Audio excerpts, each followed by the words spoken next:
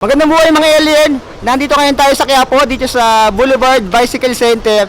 So meron tayong tatalakayin dito na nakita ko na 12 speed pero 9,500 pesos lang. Ito, tingnan nyo. So di ko na i-introan to, ito na yun. 29er, 9,500 pesos and hydraulic na. Ayan, so tignan natin kung ano yung mga pesang nakalagay dito. Kitang-kita naman yung brand niya. Ito yung pinakakilala nung pandemic. Ayan. Ito yung Forever. Ito yung latest na model ni Forever na MTB. Ito naka 1/12 speed na. 1/12 speed and 9.5 lang siya. Ito yung nakita ko na pinakamura ngayon sa Quiapo na MTB na tingin ko sulit na. So bakit? So yung frame natin, kitang-kita nyo dito, ganito pa rin yata yung frame ni Forever. Ayan, makinis. Ayan, walang bakas ng kahapon o Memories Fiesta Day, mas makinis pa sa mga pagmumukha natin to. Naka-tapered naman yung head tube nya. And meron ditong emblem ng Forever. Ayan, lagayan natin ng ulam ay meron ditong isa sa kanyang down tube. Dito naman sa kanyang seat tube ay wala. Yung size ng winabay check natin ay small size lang siya. Yung top tube, ito yung mismong model nya, FM075. Yung cable routing, merong isa sa kaliwa. Sa kanan ay meron din. So dalawa, pwede mong ilagay na kable dito kung may balak kang maglagay ng FD. Tingnan natin kung pwedeng maglagay ng FD kung merong stopper doon. Ayan, may stopper naman doon. Ayan, kita nyo doon. Ito yung stopper nya. So pwedeng maglagay ng FD. Pero idol, kung lalagay nyo ng FD to dahil ito ay naka 1x, usong 1x ngayon. Ayan. So yung frame natin ay napakakinis. Nandito yung Forever. Ayan, ito yung 2023 June na release ni Forever. Dito naman 32 tip. Square taper pa to. And ito rin yung nakalagay sa mga nakaraang Forever BL Tava. Kung doon nagkakamali, 170mm alloy na to. Ito yung part na bakal sa kanya. Ayan. Yung chain, tingnan natin. Yung chain na ginamit ay PYC. So ayan, PYC yan. Yung chain na ginamit dito. Ayan, PYC is okay na rin yan. Yung cable routing, tignan natin kung saan dumaan. Sa ilalim, ito. Yung para sa kanyang RD, nandito dumaan. Yung RD natin, ito yung subok namin sa market. Madaming gumagamit ito. L2. L2AX 12 speed. Ayan, yung pulley niya, maliit-liit lang dito. Ay, medium size. So, ganyan talaga yung mga pulley ng mga L2AX. Ayan, 12 speed to. Ito ay cassette na rin. Tignan natin. 1, 2, 3, 4, 5, 6, 7, 8, 9, 10, 11, 12. 11, 50 teeth, malamang sa malamang, yung ganitong setup ni Forever. Kasi ganito rin yung setup ng ibang Forever. Pero 9,500 para sa akin ay sulit-sulit na to. Dito naman yung hubs niya, I think alloy na rin to, wala lang brand. Ito. Wala lang brand yung hubs niya. Ay, meron pala, sorry. BL Tava, kasi bigla ako vlog to dahil hilig ko to Ayan. Wala nang intro. VL Tava pala yung ginamit sa kanya alloy. And tingin ko naman silver na yung mga ganito, yung mga VL Tava. So VL Tava yung hubs, front and rear, VL Tava din yung kanyang crankset. Yung gulong, ay rims muna tayo, rims. Double wall alloy na to, yung ginamit dito ay, tingnan natin, VL Tava din. Ayan, VL Tava din yung ginamit na rims sa kanya. So yan talaga yung ginagamit ni Forever dito.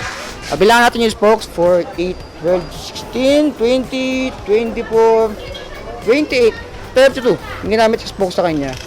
And wala pang tunog to. Ayan, yung tumutunog yung mga ganito. Ayan. Yung gulong ay naka-Billy Goat. Ito yung gulong na gawa sa kambing. Billy Goat, yung size niya ay, tingnan natin yung size. 29 by 2.20 yata ito, kung di ko nagkakamali. Compass pala. Compass Billy Goat. Tingnan natin. 29 by 2.2. Yung mga ganito. Hanapin ko sa unahan mamaya. Hindi ko makita yung ano niya sa likod. So medyo makaano lang tayo dito. Ikisingit lang tayo dito. 160mm rotor, standard yan. And 6 volts dito. Ayan, meron siyang pre-bin na stud na rin nakasama, naka-quick release. Ayan. Ito sa Sunbed Triton to. Ayan. Feeling ko 2.2 to. So, tingnan natin sa unahan. Dito naman, I think this is 30.4 or 31.6. Medyo mataba-taba to. Size ng mga MTB rin. Ito yung kanyang stock pedals. Mabigat pa to. Kita-kita nyo naman yan. BL Taban na rin. Alloy namin ginamit dito. Dalawa yung adjustan ng kanyang upuan dito. Ito yung part na bakal. Saddle niya. Forever na rin to, I think. Ayan, medyo malambot na rin siya. Yung frame niya, small size lang din. Yung fork niya, ay, forever na rin. Siyempre, bakal to. 80mm travel. Meron siya ditong manual lockout. Sa kabila yung preload. Tignan natin yung size ng gulong nito. Hindi ko nakita sa kabila eh. Ayan. Tignan natin kung meron nga ba. Malamang sa malamang meron to. Imposibleng wala to. Ayan. Tignan natin dito. Sa unahan. Hindi ko talaga mahagilap eh. Pero yung mga ganito, 2.2. Ayan. 2.10 pala, sorry. Natapos na natin maghahanap. Ayan, 29 by 2.2. 2.10. Pinipili ko yung 2.2 Ayan, 2.10 sa unahan. Ayan, so hindi ko na inintabahan kasi nga biglaan lang naman to. Dito naman yung stem niya. BL Taban na rin yung ginamit. I think this is 80 to 90mm. Yung kanyang, dito, ay BL Taban na rin. Headset niya. Hindi ko lang sure kung nakasilver na rin yung ganito. Feeling ko naman. Dito tayo sa kanyang handlebar. 720mm. Yung mga ganitong sukat. BL Taban na rin. Alloy na yung ginamit dito. Handle grips. Wala siyang lock-on. Kabila. Ay wala din. Yung shifter niya ay L2AX 12 speed. And yung kanyang brake ay Siv Simmers. Ayan. Ganito yung brake na ginagamit ko sa isang MTB ko. Okay na rin yung braking power niyan. So kung hindi ka naman mag-trail, mag-downhill pwede na yan. Pang bike tour, pwede na. So ayan, I think naman pwede na to sa presyo ng 9.5. Sa 9.5 mo, meron ka ng hydraulic na MTB, 1x12 speed na, small size frame, makinis na, and naka full internal cable routing. Pwede rin mag-external cable routing. Ayan, kung gusto nyo ilabas yung brake, cable, dito nyo padaanin. 29 by 2.10 yung gulong. Alloy na, karamihan ng piyesa niya. Naka PYC. Ayan, square tape nga lang to. Naka Billy Goat, yung gulong na gawa sa kambing.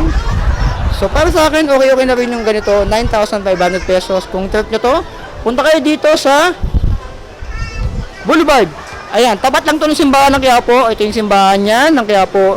Tapat na tapat lang talaga dito. Ayan, Boulevard Bicycle Center. So 9,500 pesos. Comment down below. Kung para sa inyo ay sulit na, para sa akin, pwede na to sa mga nagtitipid, bike to work, naghahanap, mga pang long ride, pwede na rin to, ensayo mo na lang yan. So 9.5, like, comment, subscribe, dito lang yan, sa Boulevard Bicycle Center. Like, comment, subscribe, so be it, I love you all. Designing out.